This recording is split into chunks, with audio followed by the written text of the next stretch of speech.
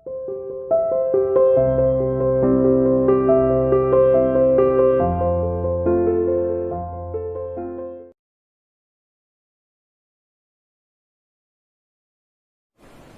dear student, welcome to CA International School online classes.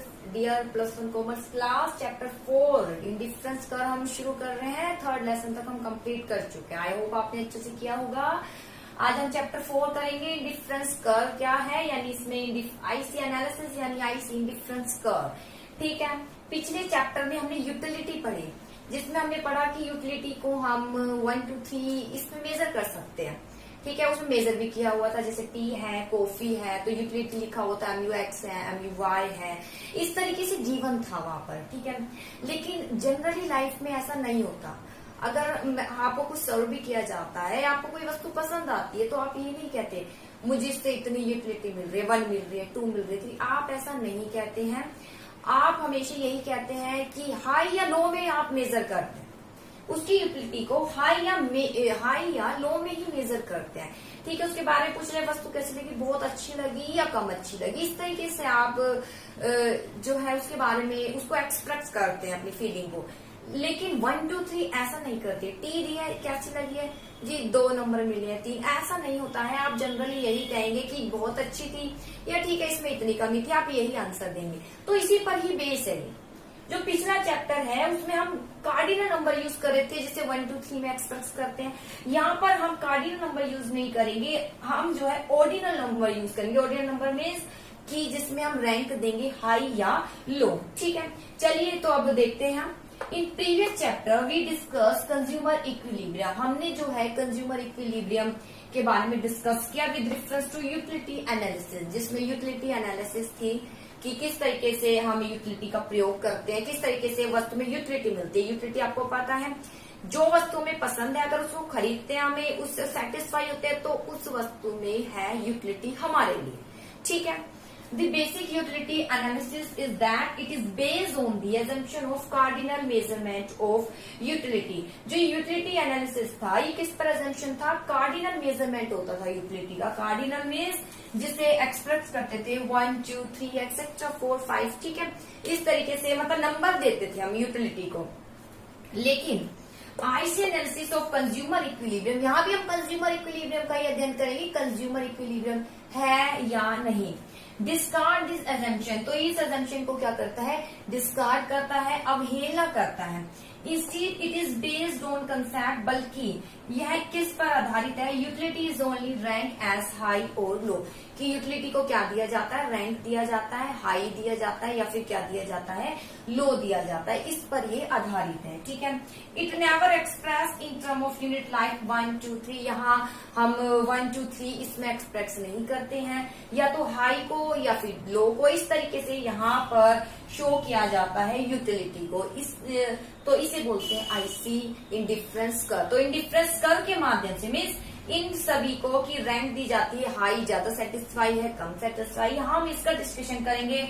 और IC analysis करेंगे, यानी indifference कर, इंडिफरेंस यानी उदासीन, कहाँ पर सेटिस्फाई है और कहाँ पर उसे कम यूटिलिटी मिल रही है, कहाँ पर डिससेटिस्फेक्शन है, इन सब का अध्ययन करेंगे आज चैप्टर इंडिफरेंस कर के अंतर्गत। आई होप टॉपिक इतना समझ आया होगा। मैं एक बार फिर बता देती हूँ, पिछले चैप्टर में हमने यूटिलिटी के बारे में पढ़ा है कि यूटिलिटी को 1 2 3 पे मेजर कर सकते हैं, लेकिन जनरली ऐसा होता नहीं है। वस्तु से अगर हम संतुष्ट हैं, सेटिस्फाई है, तो हम उसको 1 2 3 में एक्सप्रेस नहीं करते, हम उसको हाई या लो में एक्सप्रेस करते हैं। ठीक है, तो ये इस चैप्टर में हम इसके बारे में ही डिस्कस करेंगे। जैसे देखिए, ठीक है, IC analysis are different from utility analysis. तो ये चैप्टर किस पर आधारित है, indifference curve analysis. Indifference curve जिसमें यूज किए गए हैं कौन से नंबर, कार्डिनल नंबर नहीं, यानी ऑर्डिनल नंबर, जिसमें हम कह सकते हैं रैंक दी जाती है हाई या फिर किसमें दिया जाता है, लो, यानी सेटिस्फेक्शन को हाई या लो में एक्सेप्ट करते हैं, ना कि 1 2 3 देते हैं। जैसे देखिए, इसकी assumption है आईसी एनालिसिस के ऑफ कंज्यूमर इक्विलिब्रियम। देखिए क्या assumption है, IC analysis of consumer equilibrium is based on following assumption। ये निम्नलिखित assumption पर आधारित है। Money income of consumer is given and doesn't change, क्योंकि यहाँ भी वस्तु पर वो खर्च करेगा ही, वस्तु पर तो खर्च करेगा ही कि सेटिस्फाई है यानी ज्यादा सेटिस्फाई है, कम सेटिस्फाई। बस यहाँ पर आपको यूटिलिटी नहीं मिलेगी, ऐसे नहीं मिलेगा MUX, इस तरीके से आपको गिवन नहीं होगा। ठीक है, इसकी एजम्पशन क्या है, money income of consumer is given, income तो गिवन होगी तभी तो वस्तु खरीदेगा, एंड डजंट चेंज, वो चेंज नहीं होती, पहली एजम्पशन। ठीक है, ये बात समझ आ जाएगी। जैसे अभी हम डायग्राम बनाएंगे, मनी जो इनकम है वो क्या है, चेंज नहीं है।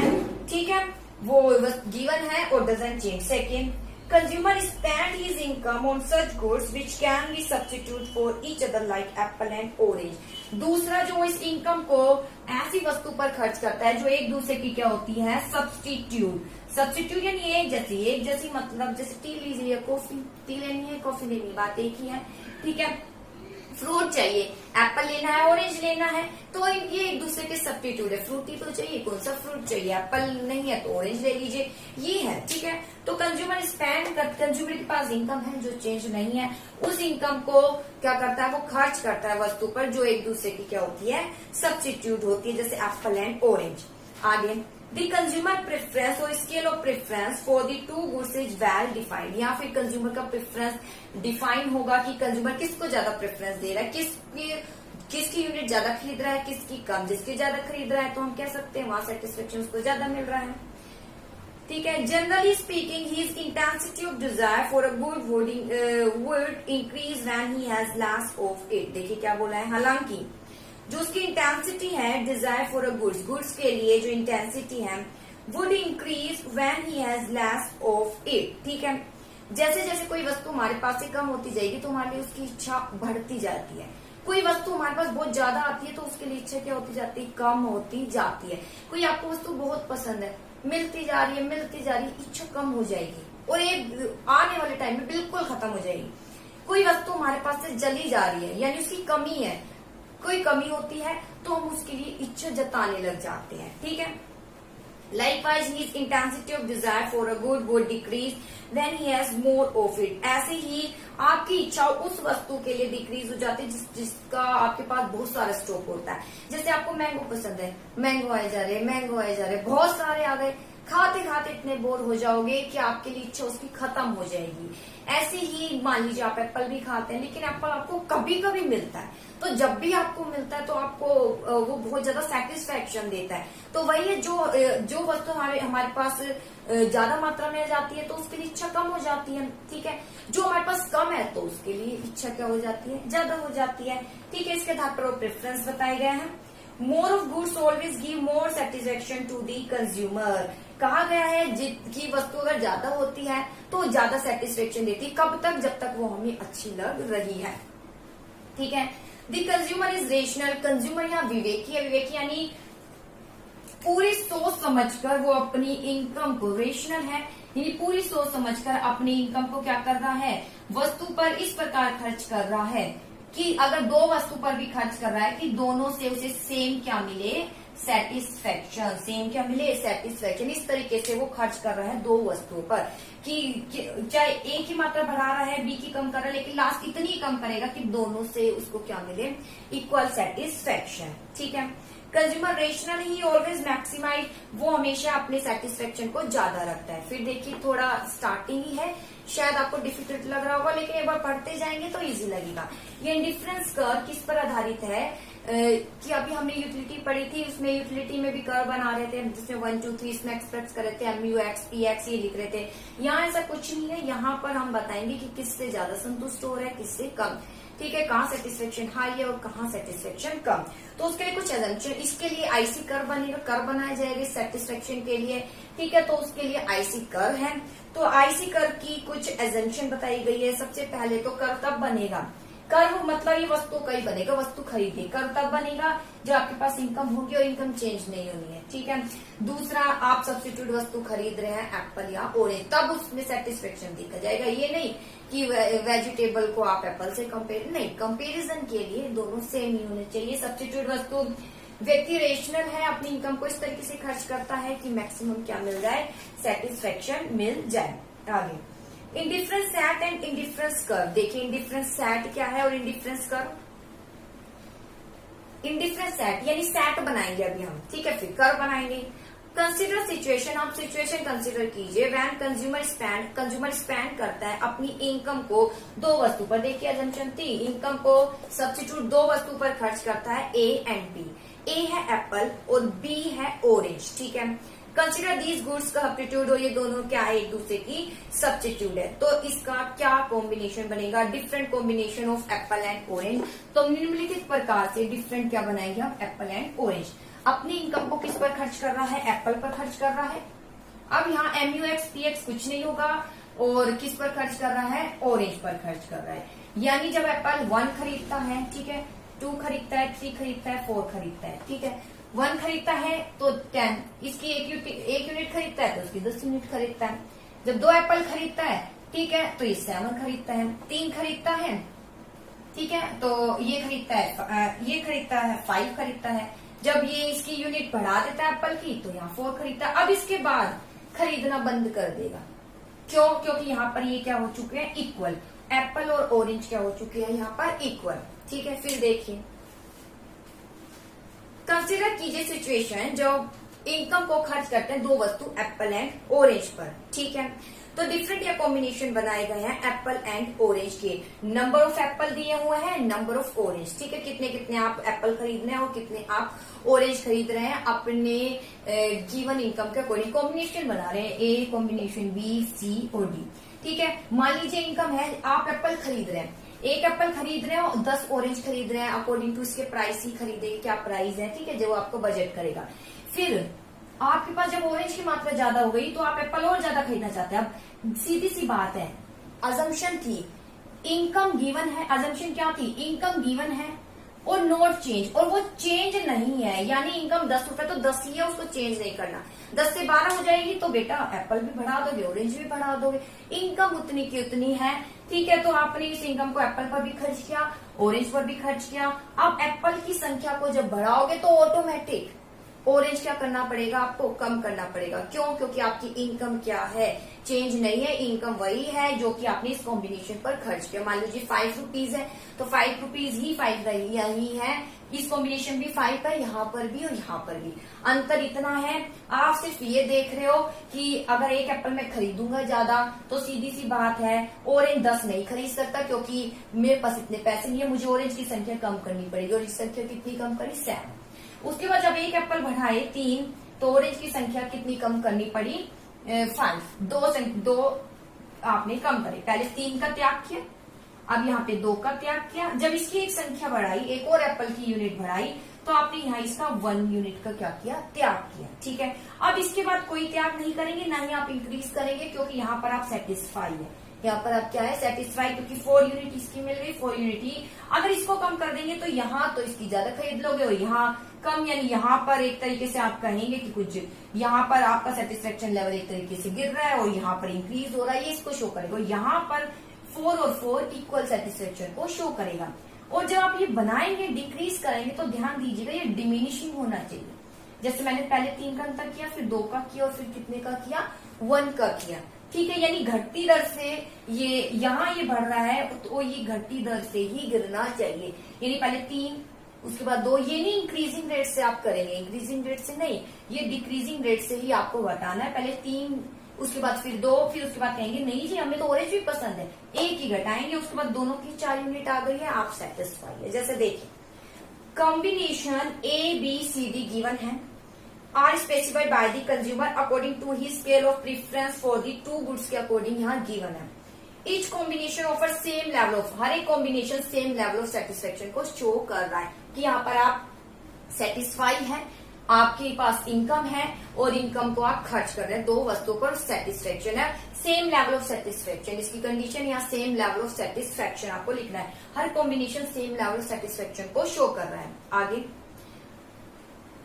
इन term of satisfaction combination A, combination B, combination C और combination is equal to D, ठीक है। आप एप्पल और प्राप्त करना चाह रहे हैं, इसलिए आप ऑरेंज की संख्या कम, लेकिन हर एक कॉम्बिनेशन, ये इसकी कंडीशन है, किसको शो करेगा, इक्वल लेवल ऑफ सेटिस्फेक्शन। यानी सेटिस्फाई यहाँ भी है, सेटिस्फाई यहाँ भी है, यहाँ भी और यहाँ भी है, आप सेटिस्फाई। इसके बाद और कम नहीं करेंगे, क्योंकि फिर इसकी संख्या बढ़ाने के बदले आपको इसकी संख्या कम करनी पड़ेगी। अब यहाँ इक्वल है, ठीक है, तो यहाँ equal level of satisfaction her combination को शो कर रहा है, लेकिन यहाँ पर आप कह सकते हैं बिल्कुल इक्वल आ रहा है, इसके बाद आप यूनिट को कम नहीं करेंगे।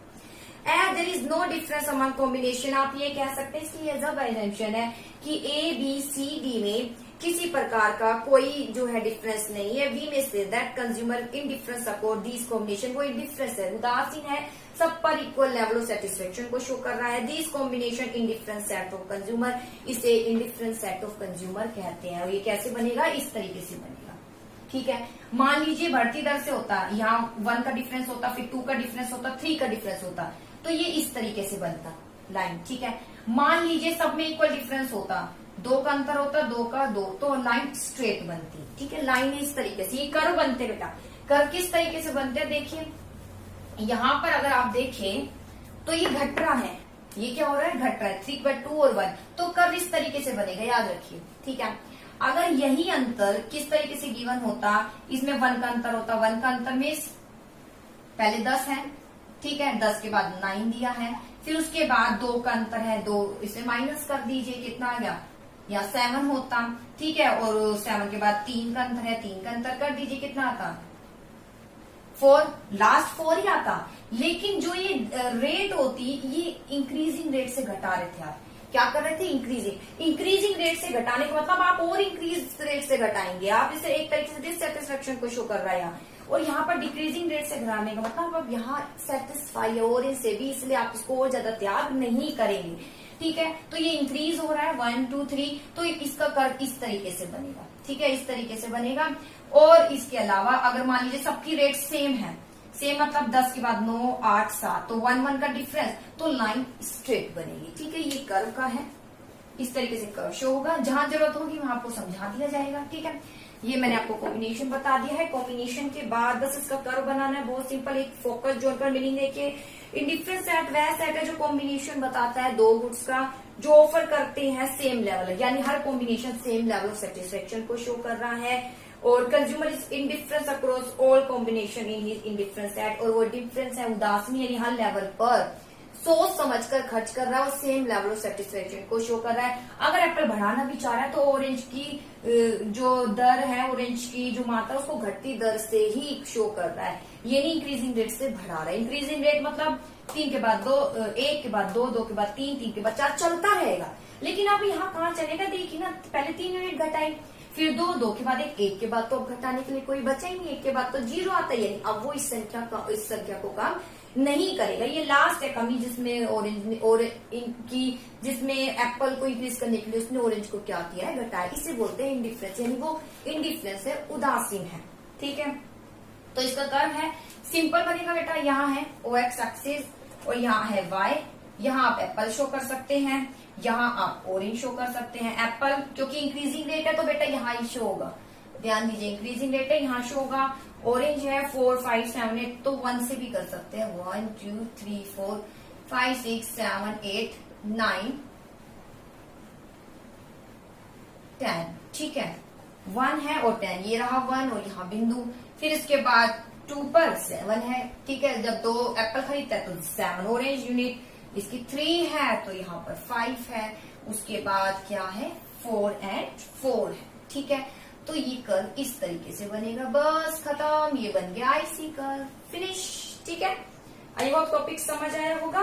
नेक्स्ट टॉपिक पढ़ेंगे, इसकी फीचर क्या है, बता देते हैं इंडिफरेंस कर्व। अब ये इंडिफरेंस कर्व बन गया, मीनिंग बता देते हैं। ये डायग्रामेटिक प्रेजेंटेशन है, कर्व आ गया तो कर्व आते बेटा जब मीनिंग आ जाता है इंडिफरेंस कर्व। कर्व मतलब जो डायग्राम है, तो डायग्राम से शुरू होता है। Meaning indifference curve is diagrammatic presentation, याद रखिएगा, जब भी कर्व आ गया, कर्व के आगे नेक्स्ट लाइन जोड़ेंगे, is a diagrammatic presentation. Indifference set जो कि हमने पीछे पढ़ा था, अभी ये जो सेट दिया इंडिफरेंस सेट का, ये डायग्रामेटिक प्रेजेंटेशन है इंडिफरेंस कर्व। ठीक है, जो विभिन्न कॉम्बिनेशन को शो कर रहा है एप्पल एंड ऑरेंज के, जो कि हर कॉम्बिनेशन किसको शो करता है, same level of satisfaction. Okay बेटा, आई होप समझ आया होगा। Thank you.